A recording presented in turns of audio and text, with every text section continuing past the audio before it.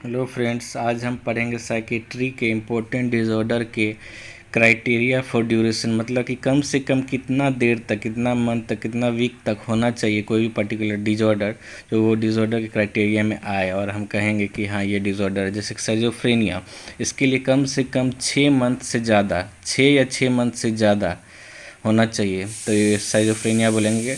लेकिन अगर क्वेश्चन में लिखा है कि साइजोफ्रेनिया अकॉर्डिंग टू DSM-5 और ICD-11, ये बहुत इंपॉर्टेंट है। अगर DSM-5 और ICD-11 लिखा हुआ है, स्पेशली मेंशन किया हुआ है क्वेश्चन में, तो ये ग्रेटर देन और इक्वल टू 1 मंथ होता है।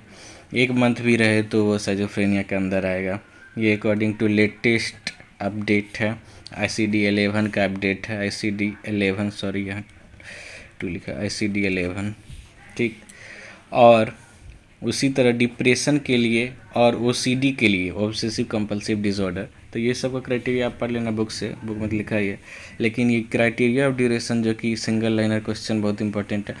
तो डिप्रेशन के लिए कम से कम इसका सिम्टम होना चाहिए greater than equal to 2 weeks, depression और OCD के लिए, ठीक। उसी तरह मेनिया और बाइपोलर डिसऑर्डर, इस दोनों का क्राइटेरिया है greater than equal to 1 week. Bipolar के लिए भी greater than equal to 1 week.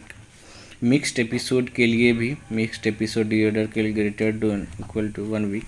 Hypomania के लिए ये ड्यूरेशन बस 4 डेज है, 4 डेज या 4 डेज से ज़्यादा। PMDD, pre menstrual dysphoric disorder, इसके लिए ड्यूरेशन है 1 वीक बिफोर मेंस। मेंस से पहले अगर डिस्फोरिक डिसऑर्डर आता है तो इसको बोलते हैं प्री मेंस्ट्रुअल डिस्फोरिक डिसऑर्डर। और डिस्थाइमिया के लिए ग्रेटर देन और इक्वल टू 2 ईयर्स। डिस्थाइमिया क्या होता है, इसका डेफिनेशन आप सेक्रेटरी बुक से देख ही लोगे, तो मैं इसे इसमें ड्यूरेशन मेंशन कर रहा हूँ। जैसे मैंने यहाँ पे डिस्कस किया कि schizophrenia greater than equal to 6 month होना चाहिए ड्यूरेशन ऑफ सिम्टम्स। लेकिन अगर यही साइजोफ्रेनिया का सिम्टम हो, लेकिन वो 2 वीक से या 2 वीक तक हो, 2 वीक, 6 मंथ से ऊपर ना हो, ना 1 मंथ से ज़्यादा हो, सिर्फ 2 वीक से, तो उसको बोलते हैं एक्यूट या ब्रीफ साइकोटिक डिसऑर्डर। उसी तरह अगर डिल्यूजन होता है एक्यूट, तो उसको तो ठीक है, तो एक्यूट डिल्यूजन बोल देते हैं, या डिल्यूजन सिम्टम है तो सीधा एक्यूट डिल्यूजन या फिर सीधा डिल्यूजन बोल देते हैं।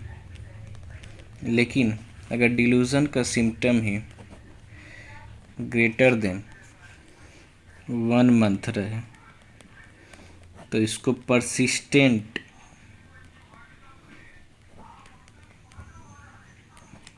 डिल्यूजन